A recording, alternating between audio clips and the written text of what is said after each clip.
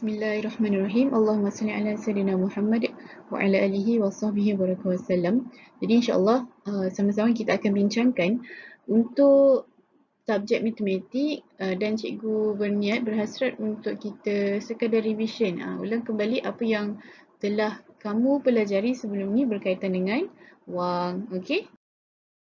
Okey, jadi sebelum ni banyak juga yang kamu dah pelajari, betul tak? Okey, contoh berkaitan dengan wang sendiri, berkaitan dengan tambah, tolak, darab, bahagi. Semua tu kita akan digunakan dalam kita punya kehidupan lah kan. Contoh kalau kamu nak beli apa selalu? Beli makanan ataupun beli buku. Buku sekolah kamu tu, beli semua guna duit. Jadi kamu perlulah gunakan kaedah-kaedah yang kita dah belajar sebelum ni. Kaedah tambah, kaedah tolak, kaedah darab, kaedah bagi dan semua ni kita akan gunakan. Jadi penting untuk kamu belajar betul-betul berkaitan dengan topik wang ni. Kalau tak faham boleh terus tanya dengan cikgu. Okey. Okey, contoh yang minggu lepas kan kita ada bincangkan berkaitan dengan bagaimana kita nak menyelesaikan kaedah yang pertama ni. Ni kaedah penyelesaian masalah. Okey. Contoh cara yang contoh masalah dia. James catat wang simpanannya. Okey, ni wang simpanan dia pada bulan Jun dan pada bulan Julai. Pada bulan Jun RM27.50.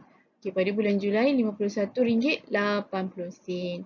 Okey, jadi berapa semua jumlahnya?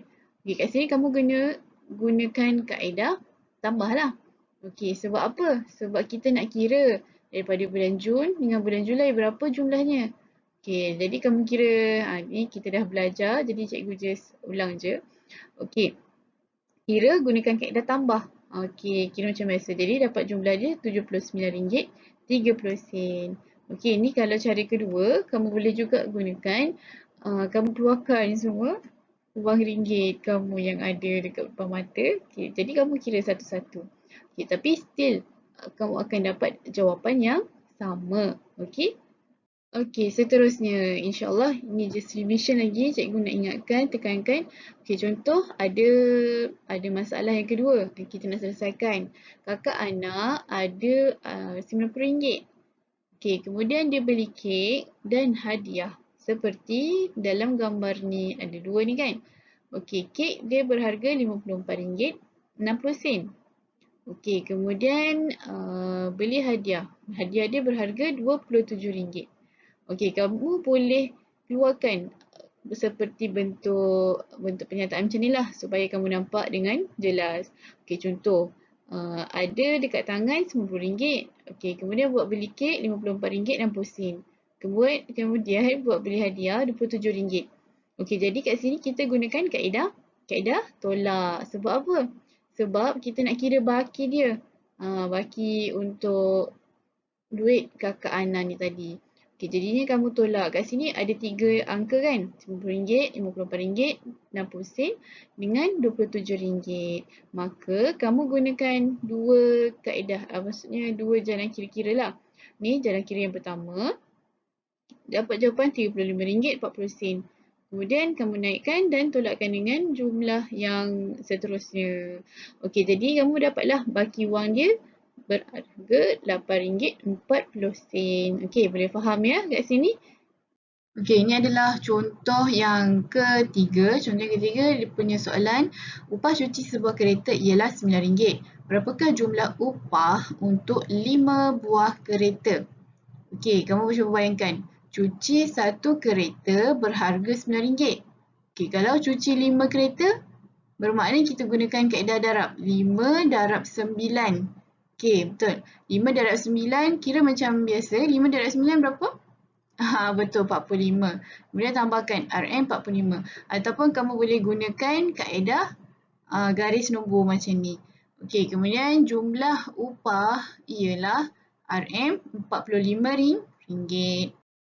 Okey, ini juga, ni pun seronok juga untuk kamu tahu. Berkaitan dengan, dia kata, untung masalah dia lah kan. Untung jualan air ialah RM18. Okey, kemudian Nancy dan Kavita kongsi sama banyak.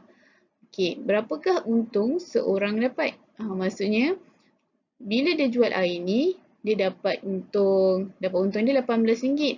Jadi berapa Nancy dapat dan berapa pula Kavita dapat. Jadi kat sini kamu kena gunakan kaedah bahagi. Sebab kita nak bahagikan kepada 2. Okey, jadinya 18 bahagi 2.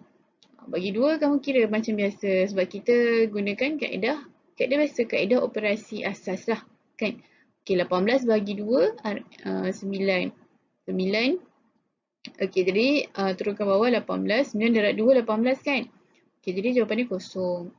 Okey, jadi kita tahu setiap seorang dapat RM9. Jadi Nancy dapat RM9, Kavita dapat RM9. Okey, jadi kat sini kita dah dapat jawapan yang tepat. Okey, jadi kat sini kamu perlu tambahkanlah kalau macam ni kan. Kalau operasi asas, kita tak gunakan ada RM ni. Tapi kalau tajuk wang, kita gunakan tambahkan RM dia. Okey. Okey, ni sekadar tambahan. Let's say lah, contoh katakan kamu menang, ni dia kata Zarif menang hadiah berharga RM300. Banyak tu kan? Banyak. Jadi kita kena rancang. Rancang wang kita untuk simpanan masa hadapan. Ataupun kalau kita nak belanjakan, kita kena agihkan kita punya duit kita tu. Tak ada, kita jangan gunakan contoh kalau kita dapat macam Zarif ni dapat. Zarif dia tak gunakan RM300 ni sekali tu terus beli mainan dia. Tak. Okey, jadi dia gunakan apa? Okey, kita bahagikan. Dapat hadiah wang berharga RM300. Okey, kemudian dia tengok simpan kat dalam bank RM200. Okey, kemudian buat beli buku RM50. Derma anak yatim RM10. Okey, dan beli permainan RM40. Jadi kat sini kamu dapat dapat dunia, dapat akhirat. Maksudnya first kita dapat simpan dalam bank untuk masa depan kamu. Okey, kemudian dapat beli buku. Buku untuk kamu belajar kan. Untuk kamu menulis. Lagi seronok untuk kamu belajar nanti. Okey, kemudian boleh buat nak suka-suka kan. Buat beli mainan. Okey, dan ni untuk simpanan akhirat kamu kan. Sebab kalau kita simpan duit kita ni dekat dunia je, tanpa kita transfer pergi akhirat, jadi kita tak dapat apa-apa lah. Jadinya kalau kamu ada duit lebih, duit banyak, derma. Jangan lokek kita nak derma. Bagi sedekah dekat orang-orang yang memerlukan. Okey. Jadi contoh, dia dah bagi contoh dah. Kalau menang 300. Tapi kalau kamu contoh dapat duit raya ke kan, kamu simpanlah dalam bank. Simpan dalam bank, separuhnya bagi sedekah. Kalau ada lebih tu, baru kita buat beli mainan ataupun beli keperluan-keperluan kita. Okey, dapat ya?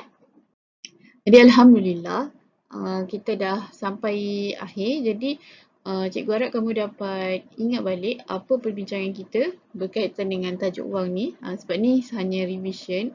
Dan cikgu harap kamu dapat laksanakan tugasan kamu dengan terbaik. Siapkan latihan-latihan yang cikgu bagi dalam live worksheet. Dan pastikan kamu hantarlah dengan cikgu. Okey? Dan siapa yang hantar tu cikgu doakan semua dapat jadi anak yang soleh, muslih. Dapat masuk syurga. Okey. Jadi terima kasih menonton sampai akhir. Okey, jadi terima kasih semua. Assalamualaikum warahmatullahi wabarakatuh.